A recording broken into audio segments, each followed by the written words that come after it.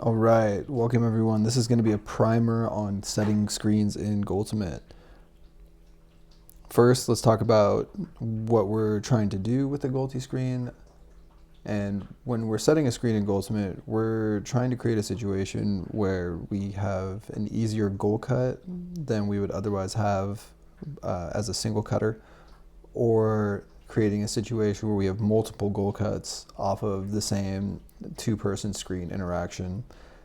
The other case would be creating an easy reset, which is just as important as maintaining the disc in Goalty. If you can maintain it long enough, you're going to score eventually.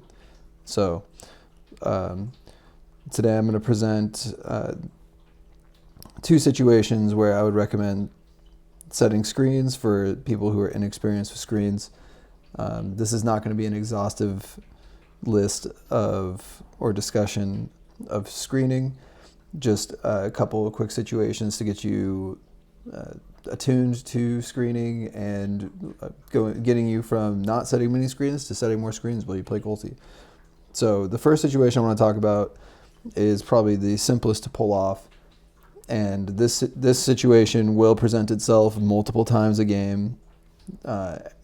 Pretty much every possession you're going to run into this, and that is a screen in transition. So transition for me is when once a team gets a clear and they're heading back towards the goal, I call that period transition until they get the disc up to the goal.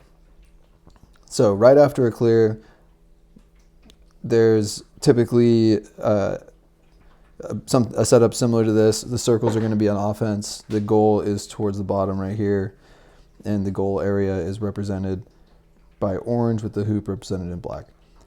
So typically something that you're going to want to do on offense if you're off the disc during a clear is try to make a long cut for a two-pointer, or just to open up some space up in this area.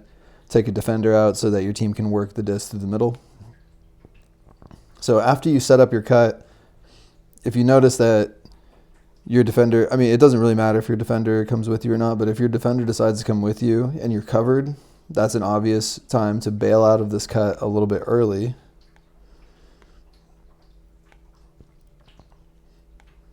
So if you notice that you're going to be covered, make this cut more of a setup for a screen, and then come over here and you're going to set a goal side screen for another player on your team. And what this is going to do is this is going to create a situation where you have this defender moving with you, maybe taking a bad angle. This defender is screened from the goal, so your teammate can run past you, taking advantage of your original defender's momentum going the opposite way to make another deep cut. And at this point, the disc may have moved somewhere else, but if not, this deep cut can be a great opportunity for a two-pointer, or even just a long score opportunity. You're throwing into an open goal with a defender or with an offensive player running onto it, and pretty much no defense in question except for the mark. So it's actually a pretty easy situation despite being a farther throw. So now let's go take a look at the same situation, but we're going to go to the moment of the screen. So you can see where the defender here, or the offensive player here, is going to go set a screen. And now we're here, and here's our screener setting a screen on this player with the defenders, in a relative position. So in this situation, the way the defender set up, it seems like this defender would have been kind of poaching towards the long side, which you'll run into a lot, especially in like mid-level Goaltimate, like leagues, for instance. So he's just kind of playing prevent. So as you set this screen, this player will cut deep again. This defender likely going to run with them. At this point, this disc has been here for a minute, so this disc is definitely going to have to move if offense is going to maintain possession. So let's say it moves over, then just even though all of these cuts, both of the deep cuts were covered, this is going to create a great opportunity for the screener to then roll out to the sideline, and this could work on either side. And because there's no one really downfield of them that's watching them, because this defender is going to the goal, they can also make these cuts to try to get into power position on the goal as well. So this is a great worst case scenario to be in, where the screener gets a roll for an open gainer in the midfield, which can then lead to a transition score before the defense has time to set up around the goal. So first place to think about setting screens is in transition. The next place we'll talk about that I also think is easy to execute screen is when you're set up around the goal. You're not going to. This doesn't work as well if there's offensive players in the goal area. So what you're looking for here is kind of an open goal with your offensive players in an arc around the front, maybe the sides, maybe slightly behind, but mostly towards the front of the goal.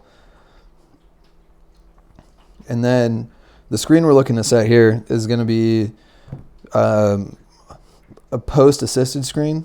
So the low player right here is going to move over and screen the high player's cut for a wraparound.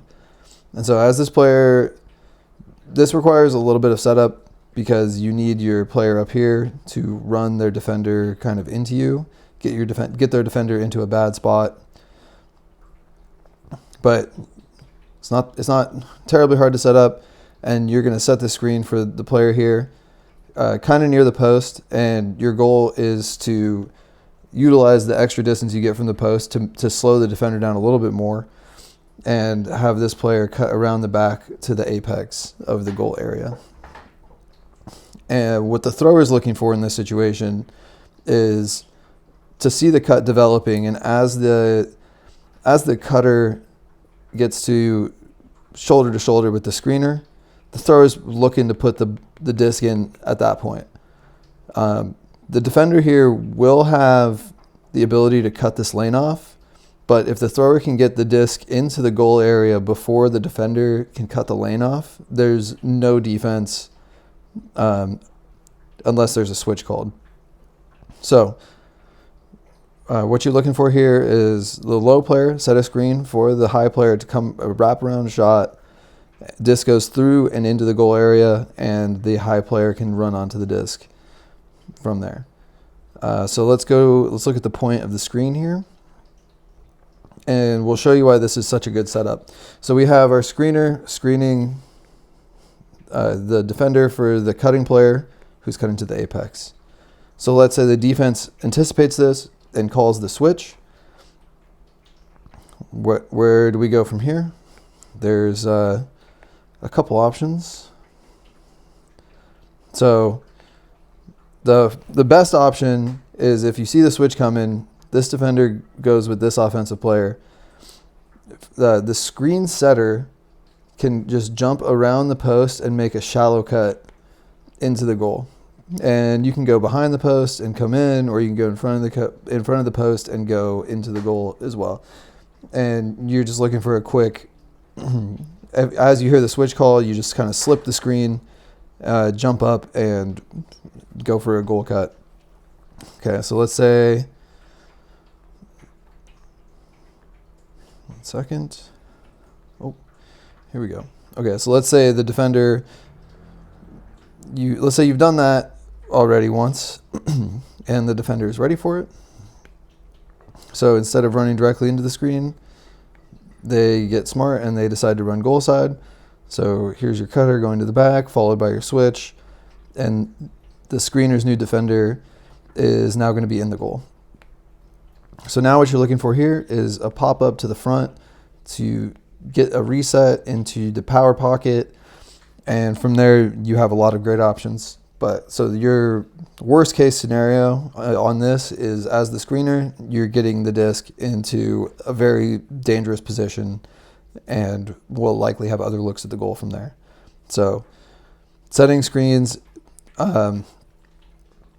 near the post is a great effective way to set screens where you're not taking yourself out of the reset rotation for too long. Now I want to talk about one other situation where I wouldn't recommend a novice screener to set screens. And I actually see this situation probably more than most other screen situations when playing Goalty. And that's when you have someone behind the goal, which is a serviceable formation to be in.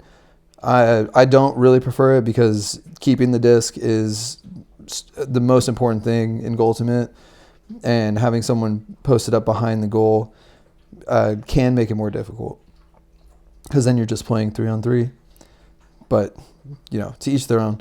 So if you do see your team setting up in this situation, a screen that you'll commonly see is someone running and setting a screen for the person in the back to try to get them free for a cut, from the back to the front of the goal.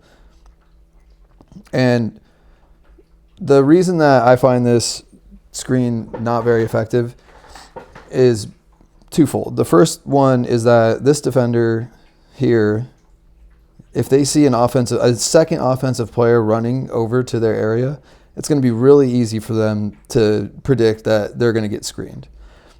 And so as they're saying that, these two defenders can communicate and just kind of hedge towards the front of the goal.